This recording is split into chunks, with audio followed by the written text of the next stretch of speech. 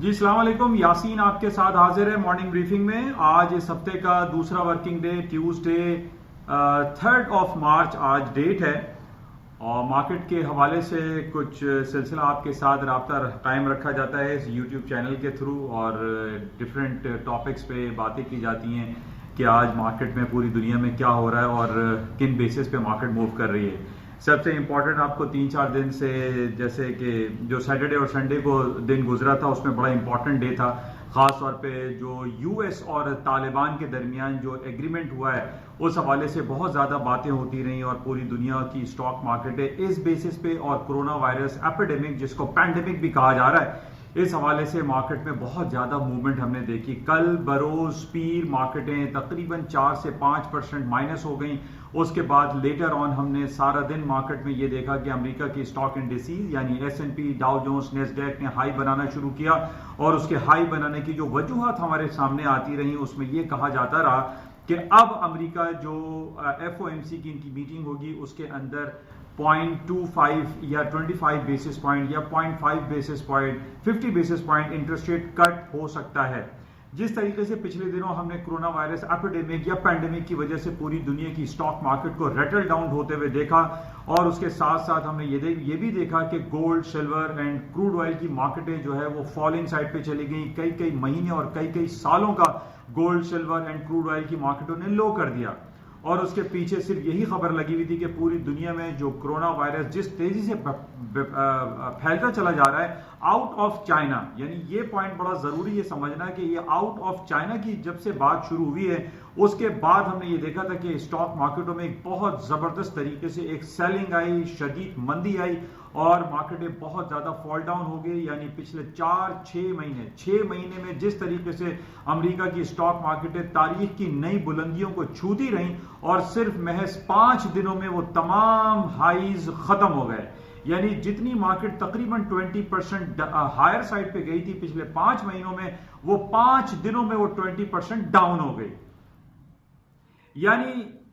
जिस तरीके से जो बड़ी बड़ी कंपनीज जिसमें मैंने जैसे पहले भी आपसे कहा सबसे पहली कंपनी थी एप्पल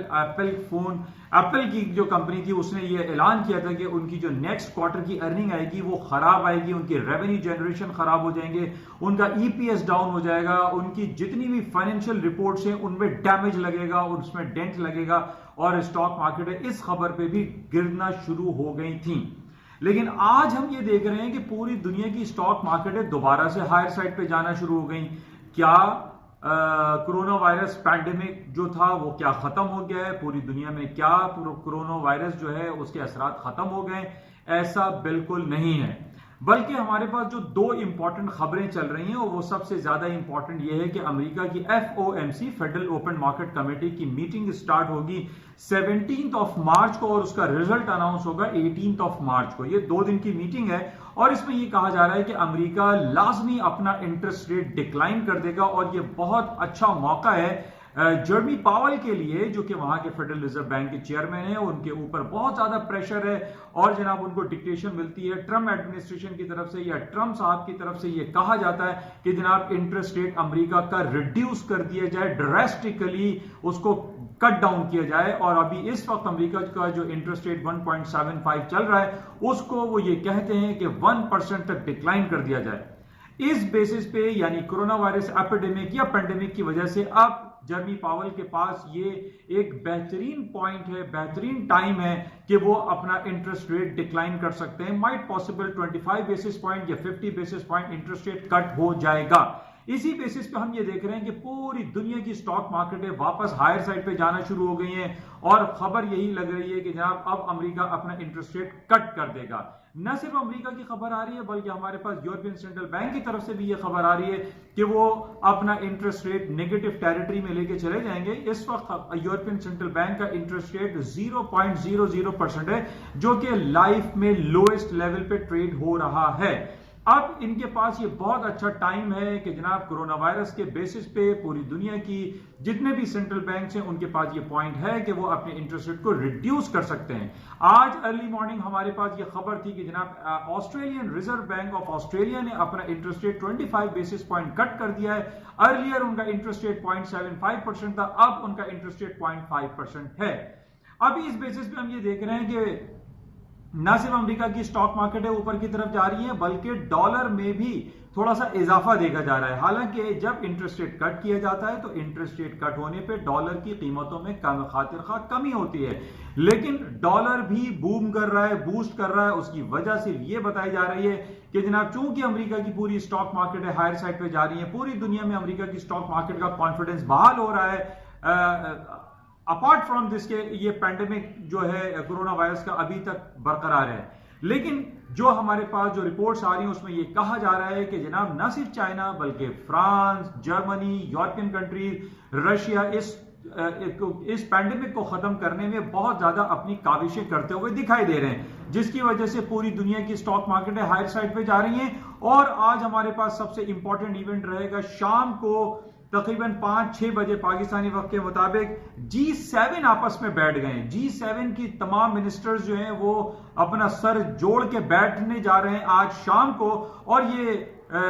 लाहे अमल इख्तियार करेंगे कि आया ऐसी कौन सी पॉलिसी वजह की जाए जो इस पैंडेमिक को कंट्रोल किया जाए, कोरोना वायरस को कंट्रोल किया जाए, और कोरोना वायरस के साइड इफेक्ट्स या इसके नेगेटिव इफेक्ट्स की वजह से जो पूरी दुनिया की स्टॉक मार्केटों में एक फॉल डाउन आया था उसको किस तरीके से कंट्रोल किया जा सकता है।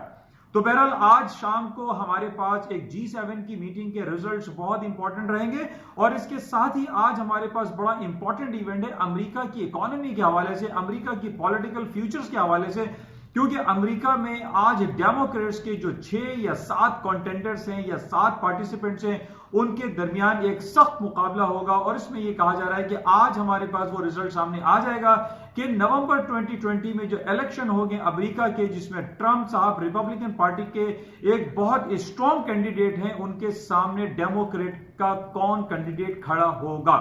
हमारे पास 3 नाम बहुत इंपॉर्टेंट है। एक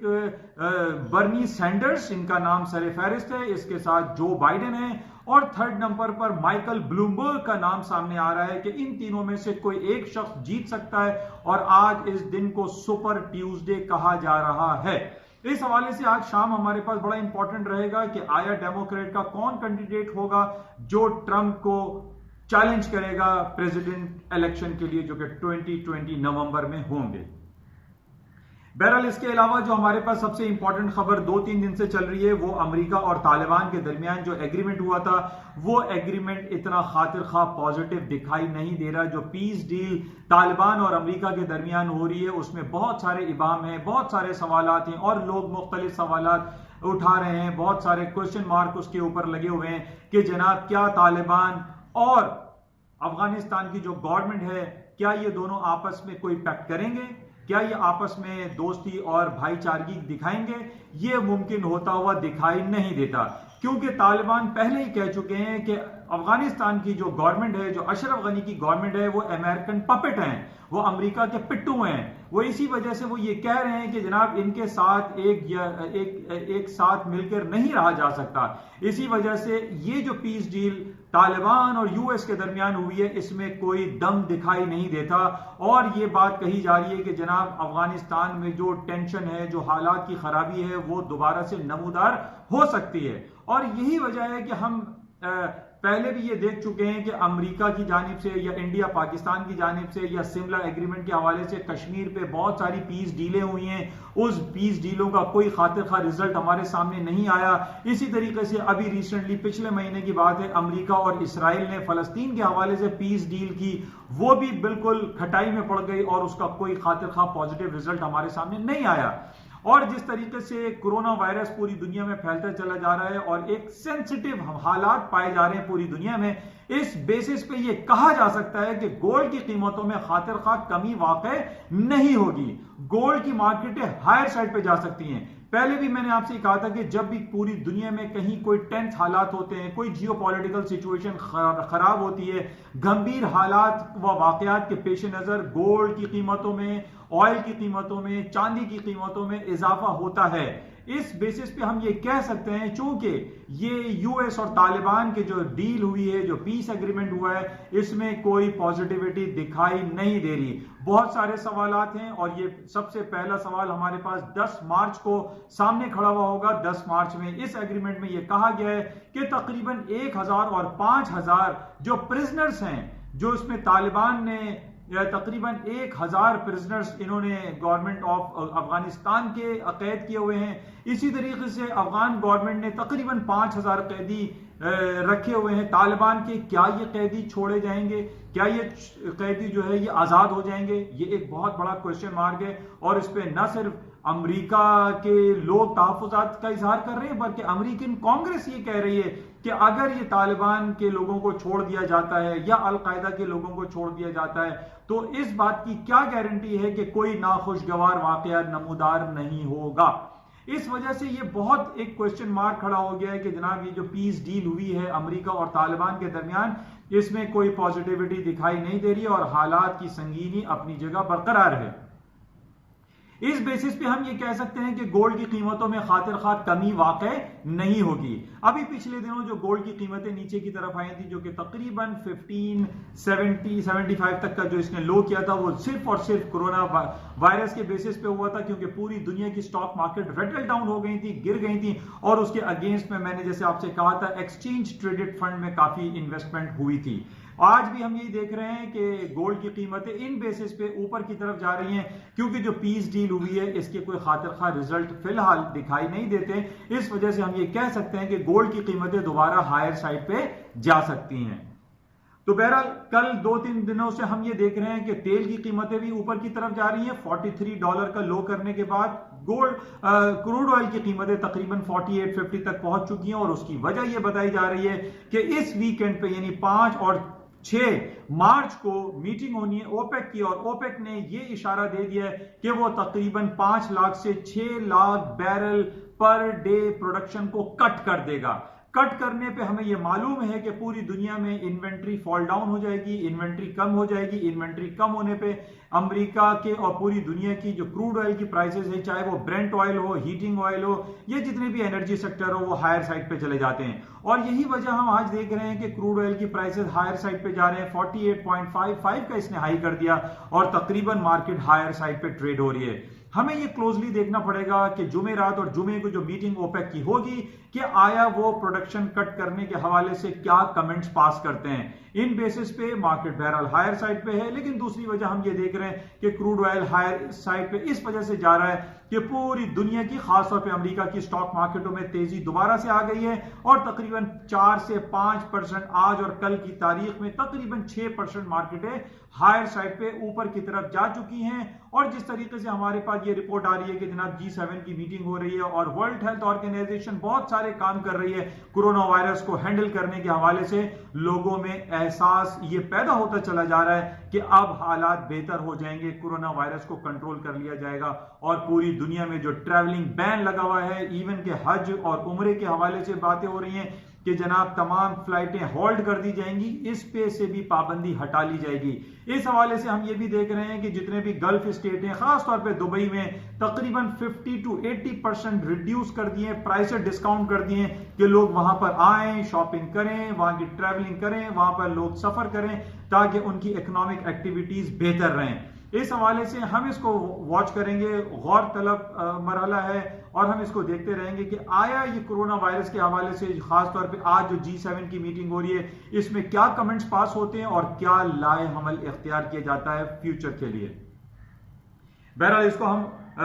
गौर करते रहेंगे। अच्छा, इसके साथ ही जो हमारे पास पाकिस्तान स्टॉक मार्केट के हवाले से जो खबरें हैं वो अच्छी हैं, क्योंकि जिस तरीके से अफगान और ये जो पीस डील हुआ है ये बहुत खुश आइन बात है। बहरहाल इसमें बहुत सारे क्वेश्चन मार्क लगे हुए हैं, लेकिन हमारी स्टॉक मार्केट है इस बेसिस पे थोड़ी सी पोटेंशियल उसमें दिखाई देता है, मार्केटें हायर साइड पे जा रही हैं और जा सकती हैं। बहरहाल इसको भी हम देखेंगे, क्योंकि जिस तरीके से पाकिस्तान ने एक बड़ा एक पॉजिटिव रोल प्ले किया है इस पीस डील के हवाले से जो दोहा कतर में हुई, जिस तरीके से पिछले कई महीने पहले हमने ये देखा कि पाकिस्तान ने करतारपुर कॉरिडोर को खोल के एक बहुत अच्छा मैसेज, एक अच्छा पॉजिटिव इंप्रेशन पूरी दुनिया को दिया और आज पाकिस्तान दोबारा एक फ्रंट लाइन पे दिखाई देता है कि पाकिस्तान ये चाहता है कि इस रीजन में पीस, अमन और शांति बरकरार रहे, चाहे वो हमारे पड़ोसी हिंदुस्तान हो, चाहे वो ईरान हो, अफगानिस्तान हो, चाइना हो, तमाम लोगों के साथ शीरो शकर होकर पाकिस्तान रहना चाहता है और पाकिस्तान के किरदार की बहुत ज्यादा तारीफ पूरी दुनिया में की जा रही है। जिस तरीके से पाकिस्तान ने दोहा कतर में एक इंटरमीडिएरी के तौर पर एक अपना रोल प्ले किया है, जिसकी वजह से हम ये कह सकते हैं कि पाकिस्तानी स्टॉक मार्केट में दोबारा से पोटेंशियल वापस आएगा